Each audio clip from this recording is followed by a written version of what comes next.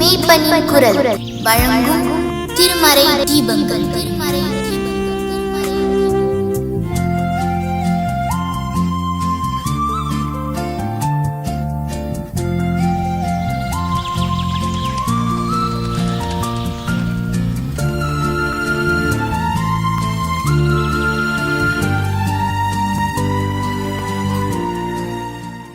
கிறிஸ்துவுக்குள் எனக்கு அன்பான இறை உறவுகளே, நம்முடைய சமுதாயத்திலே அனுதினமும் பெண்களுக்கு எதிரான வன்கொடுமைகள் நிகழ்ந்த வண்ணம் இருக்கிறது. இந்த வன்கொடுமைகளையெல்லாம் அரசாங்கத்தால், சமுதாயத்தால் என்ன செய்தாலும் தடுக்க முடியவில்லை. இதற்கான விழிப்புணர்வு குறைவாகவே இருக்கிறது. இந்த விழிப்புணர்வை ஏற்படுத்தும் வகையிலே வியாழக்கிழமை தோறும் பெண்களுக்கு எதிரான வன்கொடுமைகளை கண்டித்து உணர்த்துவதற்கு, அதை குறித்த ஒரு விழிப்புணர்வை ஏற்படுத்துவதற்கு கருப்பு உடை அணிவது நம்முடைய வழக்கம். அந்த அடிப்படையிலே தான் இன்றைய நாளிலே நான் கருப்பு உடை அணிந்திருக்கிறேன். பெண்களுக்கு எதிரான வன்கொடுமைகளை கண்டித்து இப்படிப்பட்ட உடைகளை, அடையாளங்கள் மூலம் நம்முடைய எதிர்ப்பை வெளிப்படுத்துவோம். ஆண்டவர் உங்களை ஆசீர்வதிப்பாராக. ஆமென். நான் பிரமித்து நின்று பேரன்பின் பிரவாகத்தை நோக்கி பார்த்தேன். என் உள்ளத்தில் மெய் சமாதானம் சம்பூரணமாய் அடைந்தேன். மாதூய ஊதிரத்தால் என் பாவம் நீங்க கண்டேன். ஏசையரின் ரட்சிப்பினால்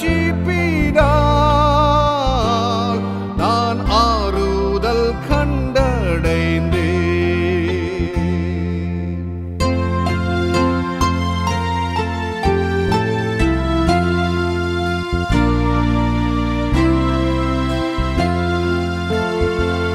முன்னாளில் வாருதல் காண ஓயாமல் பிரயாசப்பட்டே.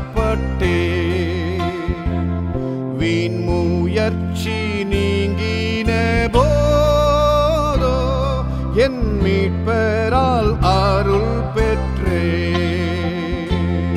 மாதூய ஊதிரத்தால் என் பாவம் நீங்க கண்டேன். ஏசையரின் ரட்சிப்பினால் நான் ஆறுதல் கண்டடைந்தேன்.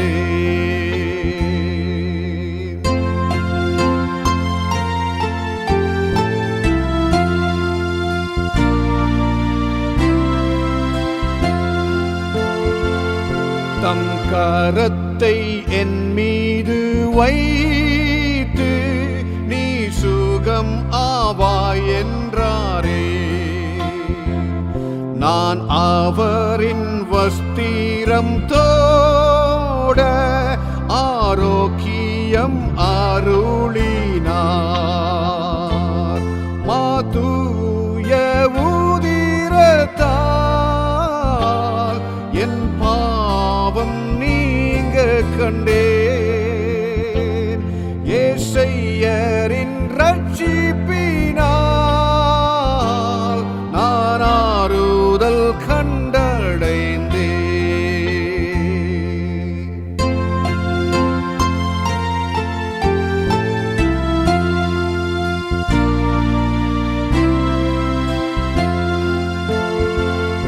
என் நேரமும் புண்ணியநாதர்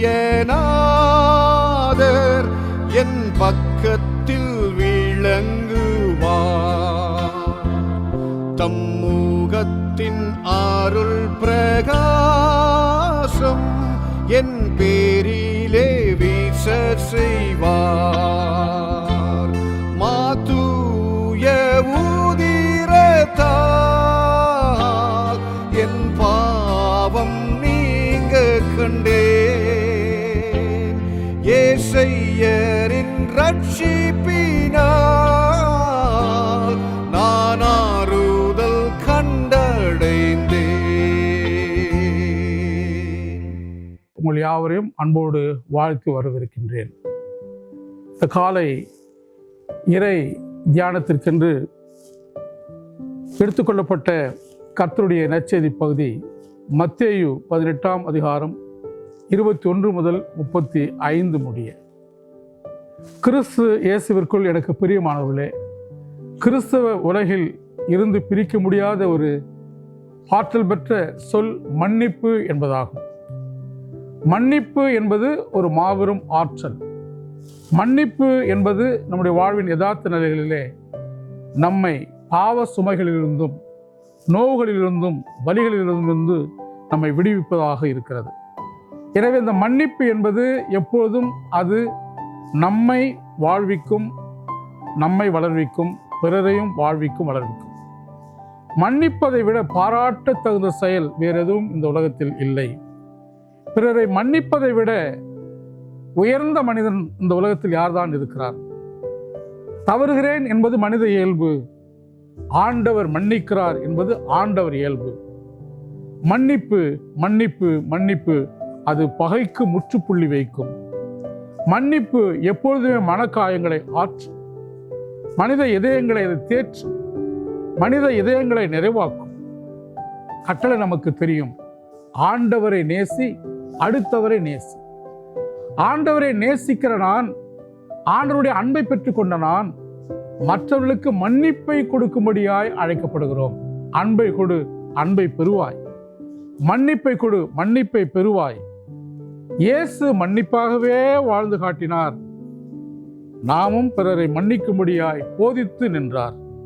நிறைந்த மனதோடு வாழ வழிகாட்டினார் என்று நாம் பார்க்கின்றோம்.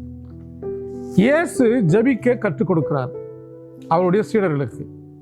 அந்த ஜபத்தை மட்டுமே இயேசு கற்றுத்தந்த ஆண்டவரின் ஜபம் என்று நாம் கூறுகிறோம்.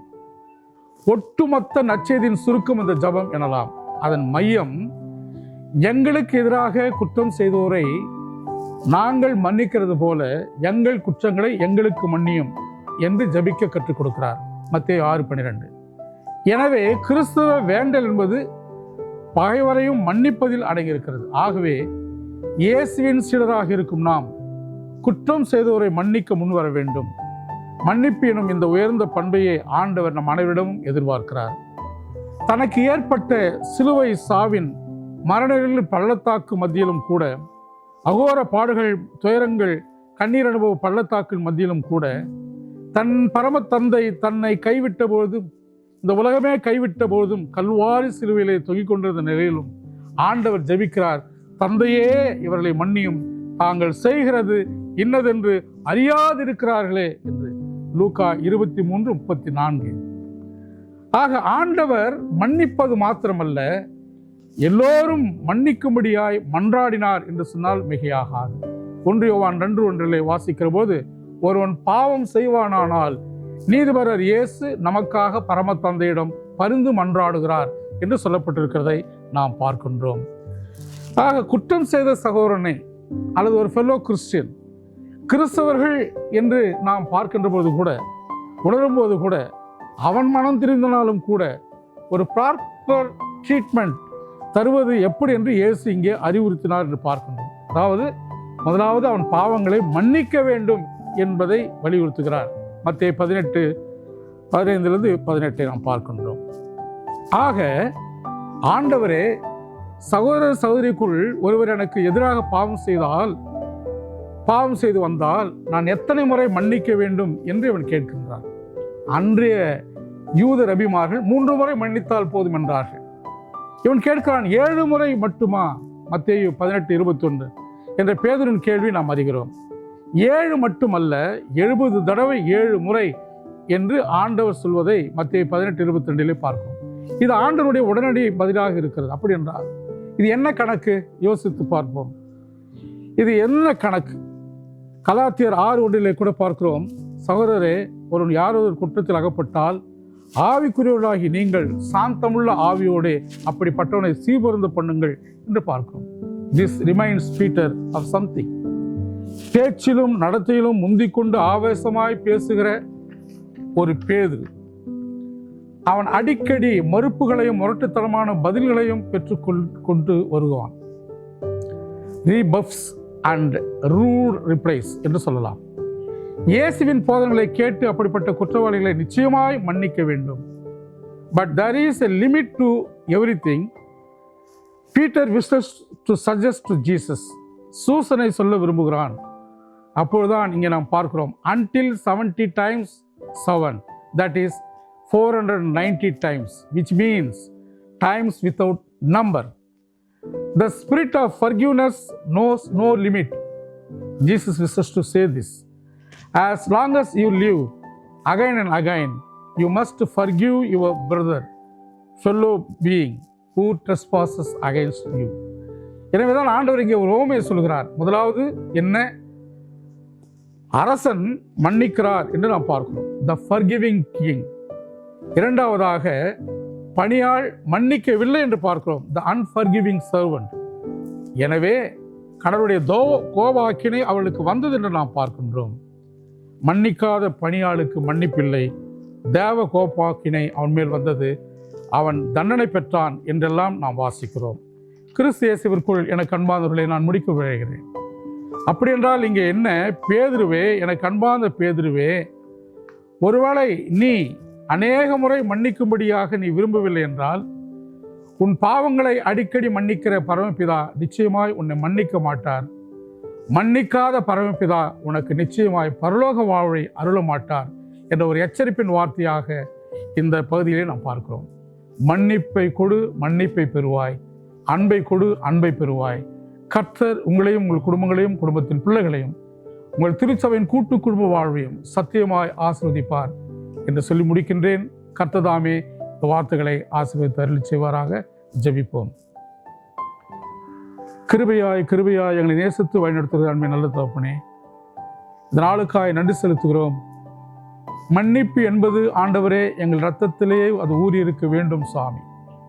இயேசு கிறிஸ்துவின் இரத்தத்தின் பெருந்துளிகளால் ஆண்டவரே பரிசுத்தமாக்கப்பட்டு சுத்திகரிக்கப்பட்டு வாழ்கின்றவருடைய பிள்ளைகளாகிய நாங்கள் இயேசுவின் இரத்தத்தையே கொண்டு ஜீவிக்கிறபடினாலே எங்கள் திருச்சபையின் வாழ்விலும் திருச்சபையின் கூட்டு குடும்ப வாழ்விலும் குடும்ப வாழ்விலும் ஆண்டவரே எங்கள் சகோதரர்களையும் எங்களுடைய புறையின சகோதரர்களையும், குறிப்பாய் இந்துக்கள் என்பவர்கள், இந்துக்கள் எல்லாம் அவர் பந்துக்கள் என்று சொல்கிறோம், அப்படிப்பட்ட அன்பர்களையும், முகமதியர்கள் என்பவர்கள் எங்களுக்கு சகோதரர் என்று சொல்கிறோம், அப்படிப்பட்ட சகோதரர்களையும், எங்கள் உறவுகளையும் கூட ஆண்டவரை நாங்கள் மன்னித்து வாழும்படியான கிருபை தாரும்.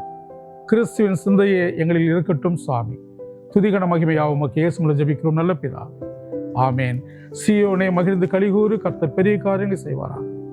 நம்முடைய தந்தையாகிய ஆண்டவருடைய அன்பும் மைந்தராகிய மீட்பர் இயேசு கிறிஸ்துவின் அருளும் சிந்தையாம் தூய ஆவியானவரின் விசேஷித்த கூட்டுறவும் சுகம், பலன், ஜீவநலன், சந்தோஷம், சமாதானம், நிறைவான ஆசீர்வாதங்கள் உன்னுடனே, உன் குடும்பங்களுடனே, உன்னுடைய குடும்பத்தின் வாழ்வுடனே, திருச்சபையின் கூட்டு குடும்பத்துடனே தங்கியிருப்பதாக. May God bless you all.